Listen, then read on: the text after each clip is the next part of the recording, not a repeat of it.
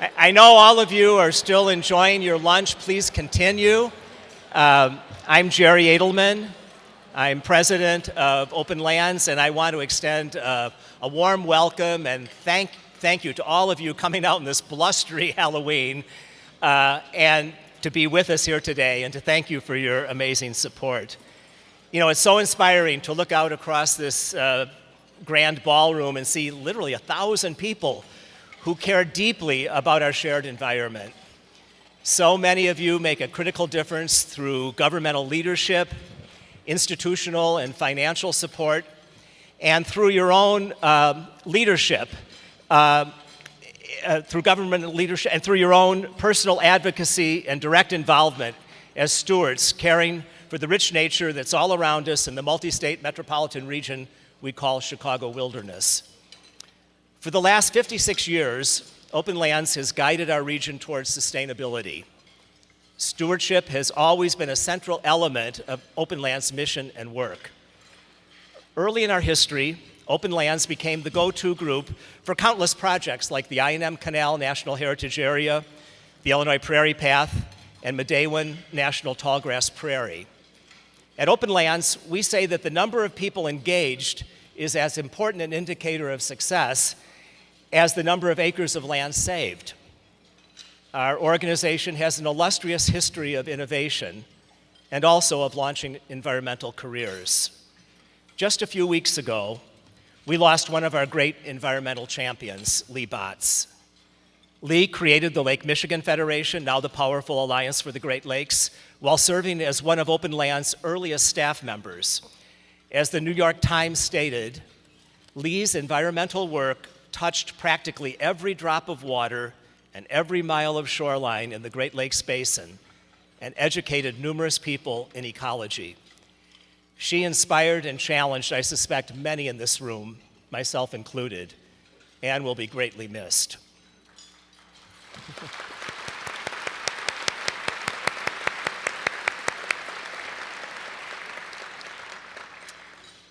E.O. Wilson wrote in his book, Consilience, "We are drowning in information while starving for wisdom. The world henceforth will be run by synthesizers, people able to put together the right information at the right time, think critically about it, and make important decisions wisely." As a regional conservation organization, Openlands often finds ourselves at that intersection between information and action, trying to build strong coalitions around issues that will shape the very future of our region. A great example of this recently is the demise of Route 53 and Tri-County Tollway in Lake and McHenry counties. These roads that made little sense as transportation solutions would have done irreparable harm to some of the most fragile and significant natural areas in our region, including Liberty Prairie Reserve, Volo Bog, and Hackmatack National Wildlife Refuge, while siphoning off limited resources from priority transportation needs. With partners, Openlands helped coordinate an amazing coalition of concerned organizations that jointly got the road killed and triggered a comprehensive planning process by county government to develop viable transportation alternatives. Thank you.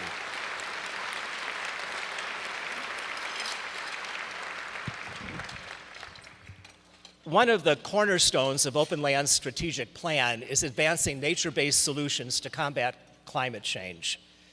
The effects of climate change have cascading impacts on our communities and lives, especially in underserved neighborhoods that are already challenged in so many ways. One of our programs, Space to Grow, is a pioneering partnership with the Healthy Schools Campaign, the Metropolitan Water Reclamation District of Greater Chicago, the City of Chicago, and Chicago Public Schools. This program transforms Chicago concrete and asphalt schoolyards into beautiful and functional spaces to play, learn, garden, and be outside, while absorbing huge amounts of stormwater, keeping it out of neighbors' basements. It is a win for students, neighborhoods, and our city's environment. 20 schoolyard transformations are completed, with many more planned and underway.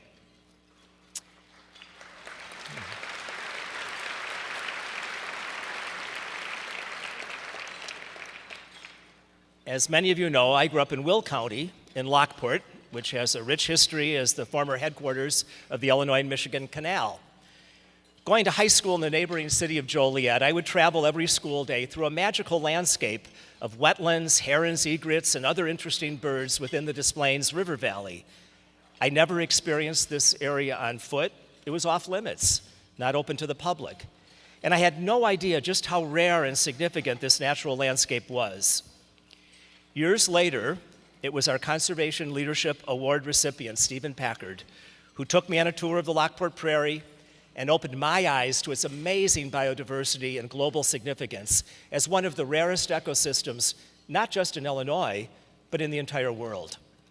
Today, Lockport Prairie is protected as an Illinois nature preserve, lovingly restored and maintained by the Will County Forest Preserve District, with the essential support of dedicated stewards and countless volunteers.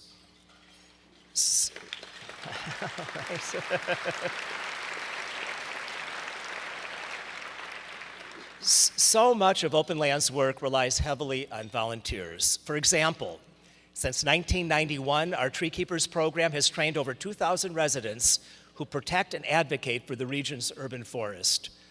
Working in partnership with community groups, hey, we have tree keepers in the crowd here, I know. Working in partnership with community groups, more than 6,000 trees have been planted on public land in the city of Chicago in the past several years. And in collaboration with Morton Arboretum and many other partners under the pioneering Chicago Region Trees Initiative, Openlands is taking these programs beyond Chicago into the surrounding counties. We know that a healthy and diverse tree canopy is one of the most effective ways to mitigate climate change in urban areas.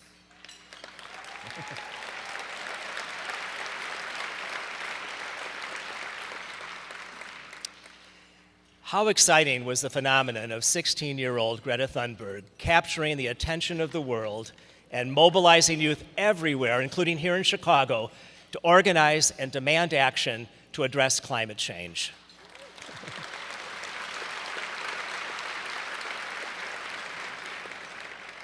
The world's youth is leading the way, and in so doing, giving all of us renewed hope for the future. Our keynote speaker and board member, Wendy Paulson, brought to Openlands a powerful program to engage youth, Birds in My Neighborhood, a partnership with Audubon Great Lakes. This inquiry-based, volunteer-led program fosters a deeper connection between students and their local environment. This year, we worked with 40 Chicago public schools, trained 200 volunteers and 70 teachers, and impacted nearly 2,000 students. The program is now being piloted in Lake and McHenry counties. We have a very complicated and fragmented geopolitical region. It's often difficult to find comprehensive information about the wide range of extraordinary parks, natural areas, and outdoor recreational opportunities that are open to the public. This year, Openlands launched a new tool that we hope will enrich lives and long-term help build advocates for nature, the new Get Outside map. I would now like to share a short video about this tool. Many people think that nature in the Chicago region begins and ends at Starved Rock State Park, but that's just not true. Whether they are city parks, county forest preserves, or even national parks, there are hundreds of places in and around Chicago to experience nature. Now, there is a one-stop shop to discover them, the Openlands Get Outside map, which is free, interactive, and searchable online. There are many ways to search, by address, by zip code, or simply by browsing the map. You can also filter by activities, whether you like biking, bird watching, or camping, or even taking a gentle walk. The map boasts more than 350 sites across northeastern Illinois, northwestern Indiana, and southeastern Wisconsin. And we're adding more sites to explore. Each location has its own page with a list of activities, photos, directions, and information about upcoming events and accessibility. Whether it's a vibrant prairie, a lush woodland, or a tranquil waterway, discover your place using the Get Outside map only on openlands.org.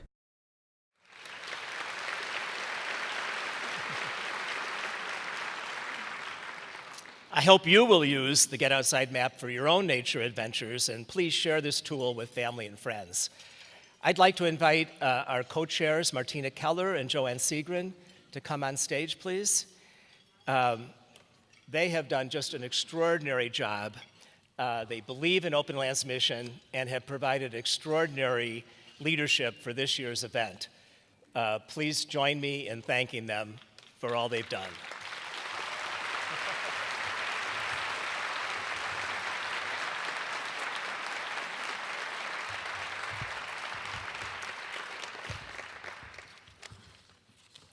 Well, it's now time to present the 2019 Conservation Leadership Award to Stephen Packard for his commitment to fostering a culture of conservation. For 40 years, over 40 years ago, I should say, Stephen initiated the North Branch Restoration Project, which has become a world-renowned model of volunteerism. Stephen is the former Director of Science and Stewardship for the Illinois Nature Preserve, for the Illinois Nature Conservancy, was a catalyst for the creation of Chicago Wilderness Network, and served as founding director of Audubon Chicago Region. He initiated and guided the Volunteer Stewardship Network. With thousands of volunteers working at hundreds of sites, these collaborations served as models for the creation of similar projects that are now commonplace throughout our region and beyond. Stewardship is so important to the ecosystems in the Chicago region because without people, these ecosystems wouldn't survive. We can't just build a wall and let them take care of themselves. They need us and we need them. If people don't care and understand, the nature of the Chicago region would go away. If people don't care and understand, the livability of the planet will diminish, maybe very seriously. In many ways, being a steward of nature is like taking care of a child. A child has needs. If the needs aren't getting met and someone says, "Do you want to help?" you just see the kid getting healthier and happier, and that's your reward. Steve has influenced me, I think, in every step of my career path. What Steve has reminded me is the community involvement, how important that is. Without the constituencies of people living around that preserve, without the politicians knowing the importance, significance of what's in their municipality, all of this wouldn't happen. The inspiration that he gives to us, I think, comes a lot, in my case at least, is that he accompanies us in this path. You know, he's with us. You know, I mean, not literally, but figuratively, he takes us by the hand, he shows us what needs to be done, and that's how we get a sense of what's important. Stephen is a healer. Stephen uses his skill sets and his knowledge to heal the wounds that the land has suffered in the last 300 years, and through doing that has also healed a lot of people, including myself, in ways that we didn't even know we had afflictions. When I think of Stephen, I think of generosity. I cannot imagine he's ever said no to anybody who has asked him to spend time with him in nature. I started doing this in 1977. It's 42 years later, and some people say, "Oh, it's really impressive that you've been doing this all this time." It's not impressive to me. It just is, it inspires me. It's what I like to do. It's hard to drag me away on vacation sometimes because there's just stuff here that's so compelling.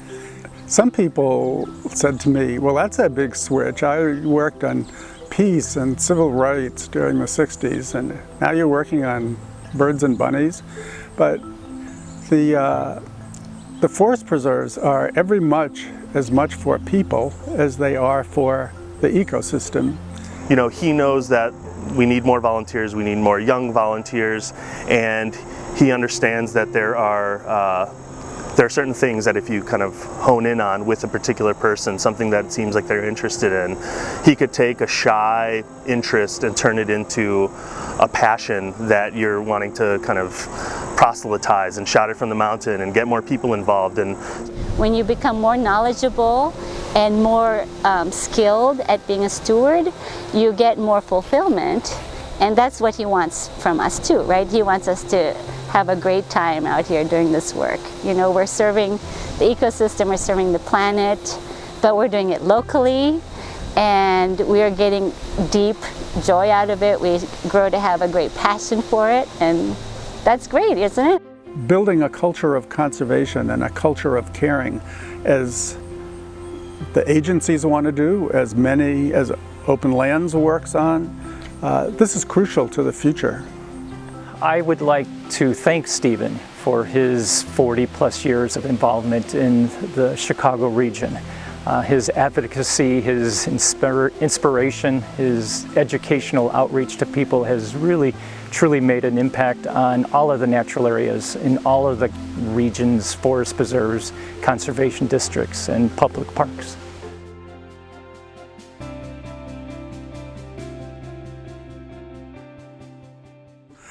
This is nature in the metropolitan area. That's what this is about. Come on. So, come on up here. And Martina and Joanne, please, if you will present the award. But Stephen, on behalf of all the natural areas and volunteers who have benefited in countless ways from your vision and leadership, Openlands is delighted to present our 2019 Conservation Leadership Award.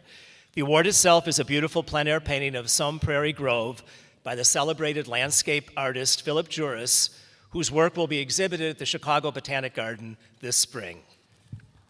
So. Good. We have it there, everybody?